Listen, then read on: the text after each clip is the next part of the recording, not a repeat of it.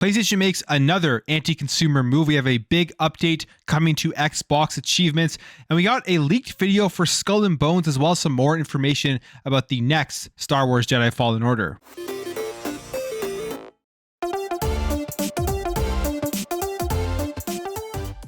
So when PlayStation announced their rebranding of PlayStation Plus with the 3 different tiers, with PlayStation Plus Premium being the highest tier where you got access to the most amount of content, people instantly started looking as to how they would be able to get discounts on PlayStation Plus Premium. And one of those ways that it was discovered was by stacking PlayStation Now memberships. So back at the beginning of April, there was a link tweeted out here by Wario64 that allowed people to go and purchase PlayStation Now memberships, 12 months of PlayStation Now, and stack that up to 6 years, because in June, when the memberships transferred over to PlayStation Plus, they would automatically be transferred to PlayStation Plus Premium. And this was pretty big because it had previously been blocked from buying more than 1 month of PlayStation Now at a time.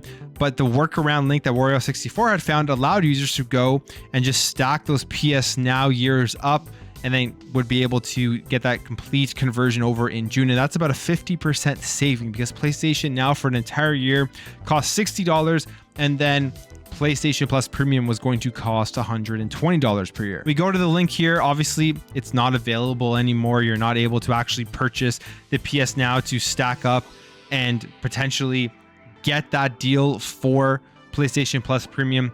And now we are even seeing it go even further, as Sony has confirmed that it has stopped PlayStation Plus users from stacking their memberships. So this comes via their FAQ section, as it reads: as we prepare to launch the new PlayStation Plus membership service, we are doing some work behind the scenes to make the transition as smooth as possible for all of our existing members. As part of this work, we've temporarily disabled stacking memberships for existing customers until after the launch. I mean, that explanation there, it's complete BS. We all know that. This is what you could say is an anti-consumer move, but also just a move to stop people from taking advantage of their system in order to get the most amount of money out of people once PlayStation Plus officially launches, and to stop people from not having to pay the full price of it for up to 6 years by stacking up their PS Now memberships. This has been completely disabled from the ability to actually redeem and stack your memberships via the PlayStation Plus codes from third-party retailers or via the PlayStation Store. And if this is something that was implemented via their current system where you are allowed to stack up your memberships, it wasn't just some sort of glitch in the system. It's actually kind of absurd that they've stopped it, knowing that people are taking advantage of it in order to be able to get PlayStation Plus Premium for a cheaper price in the future, especially because it's their rules of PlayStation Now transferring over to the PlayStation Plus Premium membership in June, because they're getting rid of PlayStation Now. So it's anti-consumer in that way. It's also kind of a stupid business move, in my opinion, because you look at this and you think that if tons of people now are just making that impulse decision to go out and stack their PlayStation Now membership in order to get up to 6 years of PlayStation Plus Premium in the future, it keeps them within their ecosystem for that amount of time.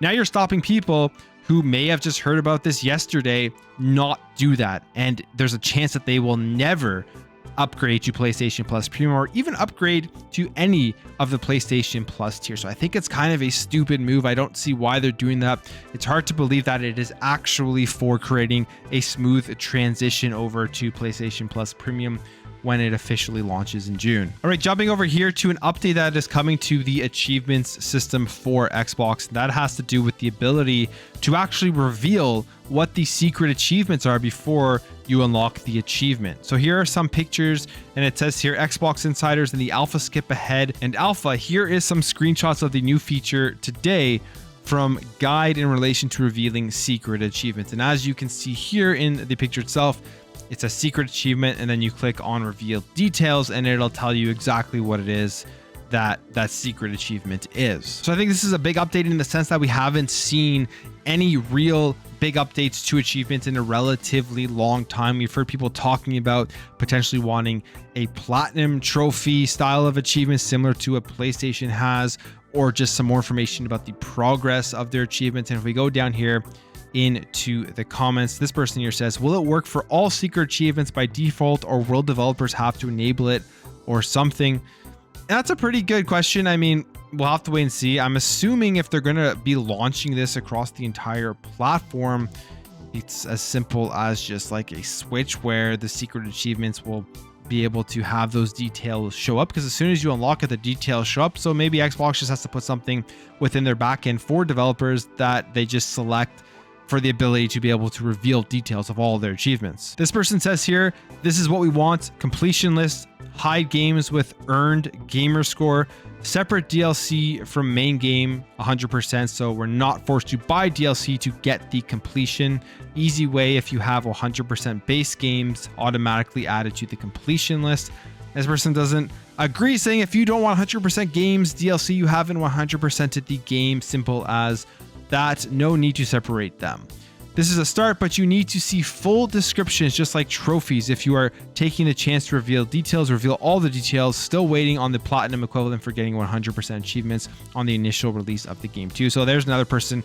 They want that platinum trophy. They want something to unlock once they've actually 100%ed all of the achievements. Then the response here is it's called the completion list, which are present on Xbox 360. They got rid of it since the launch of the Xbox One. But a completion list would be nice, just where you can see all of the games that you have completed. If you're the achievement hunter and you want to just make sure you have that score and say that you've 100%ed 50 games or something like that. And then here we have the sentiment that this is a big update, because this person says, oh my God, yes, finally an achievement update, some more suggestions. Please separate DLC from the main game. Please allow us to have our completed games one section. And Brower Rossetti actually responds to that, saying, thanks for the feedback, I will pass it along. So they're listening. If you want to suggest some more updates to achievements, maybe it will be coming down the line in the future. But we finally got some more information on the long-awaited, long-delayed pirate game Skull and Bones. Now, they are currently going through a tech test, and we got a video kind of outlining what the game is about, how the game is going to play, how are you going to be able to level the setting, all of that type of stuff. So this is a video that is actually available on Reddit, in the Gaming Leaks and Rumors subreddit, or in other places as well. This is an Xbox Series X, but it says here the game is set in a world inspired by the Indian Ocean during the golden age of piracy, and they go over all this, and you can see it within this video. You can see kind of like the area it's in, you can see the graphics, you can see the place where you're going to be walking through and talking to other players, and the social area of the game, as well as how you're going to be accepting contracts and leveling up with something called infamy. So you earn infamy by taking contracts, and by completing these contracts, and the more infamy you have, the more activities and exploration and treasure hunts and things like that you're going to be able to do in these big world events. Also shows off some gameplay and just the way that the game is going to feel and look as you're sailing through the Indian Ocean and taking on other players and trying to take down their ships and steal their loot and all that type of stuff. This is a game that, again, has been delayed and been in production for a very long time. I believe it was first shown off in like 2018. Yeah, the E3 2018 gameplay walkthrough that really got people excited about this game and what they should expect when as a pirate ship game. It was something that was very hyped up when they first showed it off, and it's really coming off of like a lot of the ship sailing in the Assassin's Creed games. A lot of people were reminded of Assassin's Creed Black Flag. That was what I was reminded of when they first showed this game off. I remember sailing around in Assassin's Creed Black Flag as some of my favorite moments within that game. And this kind of brought me back to that, seeing this, so it had me excited as to what this game was going to turn into.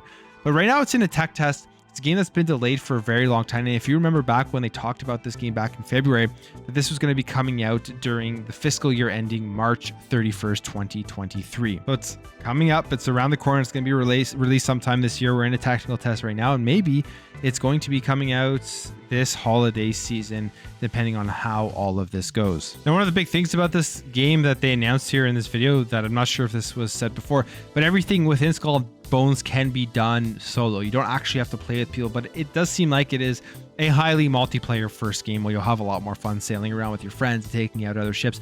It's similar to a game like Sea of Thieves. You can play Sea of Thieves solo, but obviously it's not going to be nearly as fun as if you're playing with a bunch of friends. And finally here, jumping over to talk about another game, and that is Star Wars Jedi 2. Now, Star Wars Jedi Fallen Order, the first one, is one of my favorite games. I absolutely loved it. It's from Respawn. They did a great job.